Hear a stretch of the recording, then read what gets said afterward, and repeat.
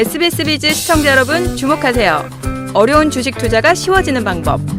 실시간 주식 정보 무료 추천주 제공. 하단 카카오톡 링크를 통해서 바로 입장하세요. 참고하시기 바라고요. 계속해서 이번 주 마지막 이슈 만나볼까요?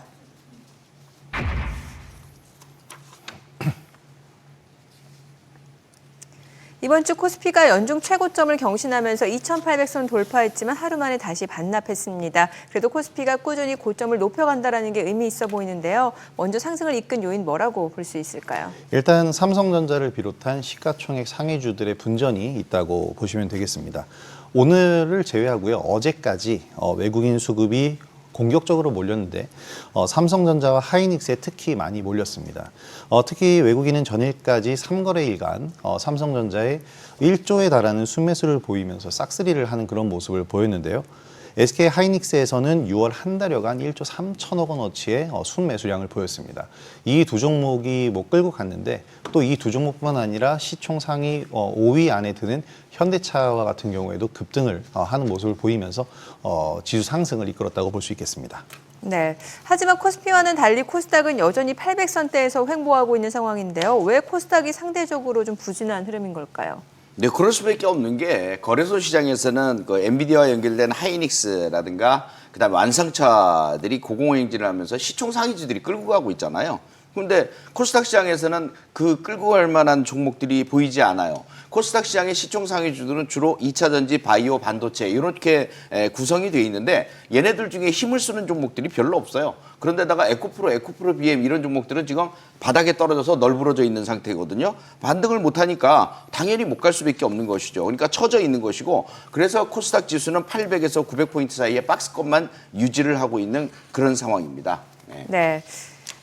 코스닥보다 코스피가 강할 수 있었던 이유 역시 외국인 투자자 때문일 텐데요. 6월 다시 매수세로 돌아서면서 외국인들의 코스피 지분율이 3년 만에 최고치를 기록했습니다. 그렇다면 외국인들 어떤 종목들에 집중하고 있을까요? 최근 외국인들의 매매 동향 조수영 캐스터가 준비했습니다.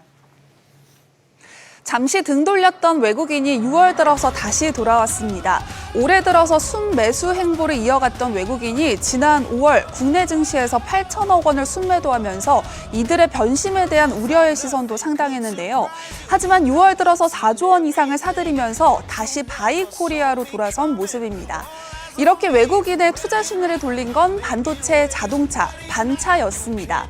6월 외국인이 가장 많이 사들인 종목 1위는 삼성전자, 2위는 SK 하이닉스가 차지했는데요. AI 반도체에 대한 투자 심리가 확대되면서 외국인의 매수세도 쏠린 것으로 풀이되고 있습니다.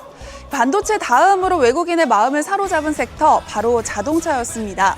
외국인 순매수 3위는 기아, 4위는 현대차가 차지했는데요. 두 종목 모두 나란히 52주 신고가를 경신하면서 관심을 받기도 했습니다. 외국인의 복귀로 활기를 찾은 국내 증시, 이들의 러브콜이 쏟아진 종목들 역시 랠리를 이어갈 수 있을까요? 곧 이어서 관련주에 대한 정확한 진단, 5스타가 자세히 전해드리도록 하겠습니다. 네, 6월 외국인들의 순매수 상위 종목을 살펴보면 역시 반도체가 압도적이었고 기아, 현대차 등 자동차주 역시 상위에 이름을 올렸습니다. 앞서 이제 반도체 섹터에 대해서 이야기를 들어봤으니까 이번에 자동차주 좀 살펴보도록 하죠. 이번 주 현대차, 기아가 나란히 신고가를 경신했는데 지금 트리플 엔진을 장착했다 이런 얘기도 나오고 있는데 지금 호재들이 이어지고 있는 상황이죠. 네, 현대차는 지금 호재가 풍년인 상황입니다. 네. 호실적의 정부의 밸류업 프로그램 그리고 인도 법인의 인도 증시 IPO까지 트리플 엔진을 장착했다라는 평가가 나오고 있는데요. 사실 호실적은 작년부터 이어져 온 내용입니다. 작년부터 호실적을 바탕으로 주가가 상승을 하기 시작을 했고요. 이 호실적이 이어져 오다가 올해는 정부의 밸류업 프로그램의 수혜 종목으로 떠오르면서 또 여기에 수혜를 받아서 급등을 하기도 했고 최근의 상승 동력은 인도 법인의 기업 공개가 상승 모멘텀을 제공을 했습니다. 지난달에는 수소차 계획을 발표를 하면서 또 한 번 모멘텀을 만들기도 했었고요. 주주 환원 정책까지 예상이 되면서 현대차는 말 그대로 호재가 풍년인 상황입니다. 네, 지금 대형주 중심으로 외국인의 자금이 유입되면서 코스피 상승을 이끌고 있는데요. 이런 가운데 국내 주요 증권사들 역시 하반기에 코스피 상단을 3,000선 이상으로 상향 조정했습니다. 특히 메리츠 증권의 경우는 코스피 상단을 3,150선으로 제시하기도 했는데요. 과연 하반기 하반기 꿈의 3,000피 시대가 열릴 수 있을까요? 여기서 시장 전망과 대응책에 대한 세 분의 투자 의견 확인해 볼까요? 2,850 날개단 증시 우상향 지속 가능하다 3,000포인트. 일단 뭐 세 분 모두 긍정적인 전망을 주셨는데 김용우 대표님은 3,000선 사실 누차 좀 강조해 주셨던 부분이기도 하잖아요. 예, 많이 강조했죠. 네. 계속적으로 여러분들에게 주식이 아무리 못 가도 주봉고도리 돌파하고 나면은 대세 상승 추세로 들어가면서 올라갈 거다. 3,000포인트 가긴 간다. 이렇게 얘기를 했는데 문제는 천천히 가는 거죠. 예, 천천히 가는 거. 자, 하이닉스하고 삼전이 앞에서 땡기고 뒤에서 현대차, 기아가 뒤에서 밀고 있어요. 결국 사두마차가 달리고 있다라고 표현을 해줘야 되는데 시장은 충분히 3,000까지 갈 수 있는 능력은 있습니다. 다만 아까도 말씀드렸듯이 빠르냐, 느리냐 요것의 차이일 뿐이지 가긴 간다는 거죠. 근데 지금 여러분들이 생각하실 때 왜 코스닥은 이래? 자꾸 이런 생각을 가지게 되는데 여러분들 2차 전지주들 캐즘 현상 때문에 지금 빠져갖고서 못 올라가고 있죠. 네. 근데 모멘텀이 하나 생기면 어떻게 될까요? 상황이 달라지겠죠. 그 모멘텀이 바로 생겼습니다. 관세, 중국에 대한 관세. 그래서 미국과 유럽이 다 관세 24%에서 100%까지 물린다는 그 관세를 얘기했거든요. 이것이 우리나라 배터리 회사들에게 상당한 기회를 줄 겁니다. 그래서 이미 2차 전지들이 움직이기 시작했어요.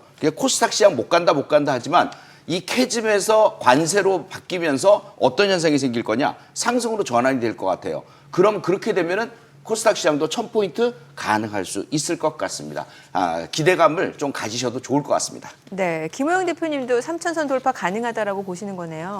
네, 저도 가능하다라고 보고 있고 또 바람이기도 한데 네. 일단은 3,000포인트를 돌파를 한다라고 한다면 제 생각에는 3,000포인트에서 한 3,050포인트 정도 선에서 머물다가 다시 좀 하락을 보이지 않을까. 3,000포인트가 어떻게 보면 우리나라 증시가 가지고 있는 지금 현재로서의 한계치다라고 생각을 하는데 그동안 우리 증시가 너무 글로벌 증시에 발 맞추지 못했는데요. 그러한 이유는 시총 비중이 너무나도 쏠려 있는 삼성전자 때문이었습니다. 근데 올해는 시총 상위주들이 동반 상승을 해주면서 성장을 해주고 삼성전자에 대한 부담을 좀 나눠 갖고 덜어주고 있는 그런 상황인데요. 하반기까지 이러한 흐름이 이어진다면 그동안은 삼성전자가 9만 원을 넘어서야만 3,000포인트를 돌파했다면 지금은 SK 하이닉스라든지 현대차와 같은 기업들이 좀 더 시총 비중을 늘려가면서 성장을 하면서 3,000포인트 돌파를 해줄 수 있을 거다라고 생각을 합니다. 하지만 그래도 중심적으로 이제 선두를 끌고 가야 되는 것은 삼성전자가 맞고요.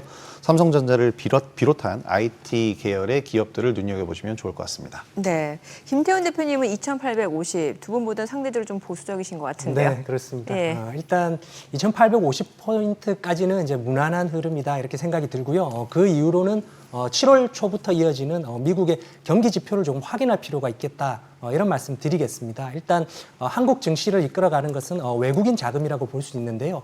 이 외국인 자금은 미 국채금리, 국채금리와 반대로 움직이는 경향이 있습니다. 그래서 7월부터 나오는 뭐 고용 지표라든지 CPI 그리고 FOMC 회의 결과를 한번 주시해 볼 필요가 있다 이렇게 생각이 들고요.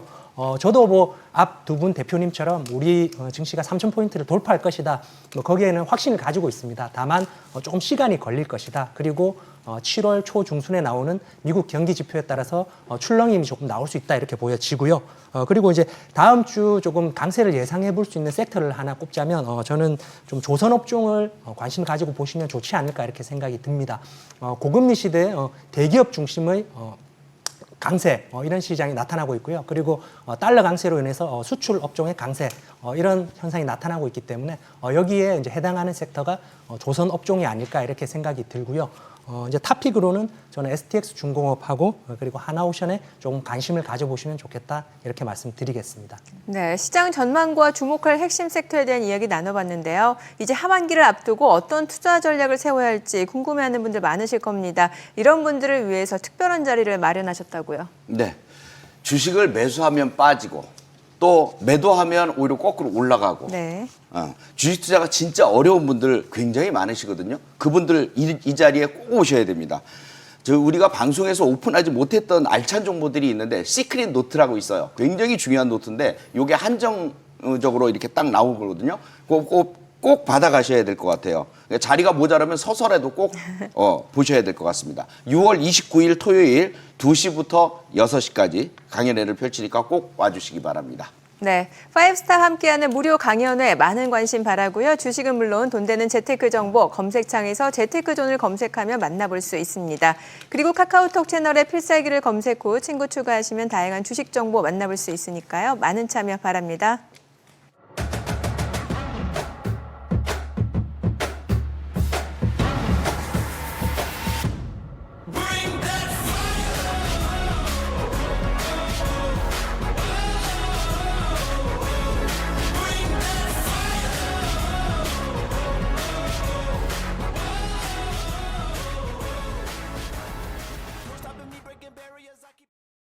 당신에게 필요한 투자 정보가 있는 곳 검색창에 크존을 검색하세요.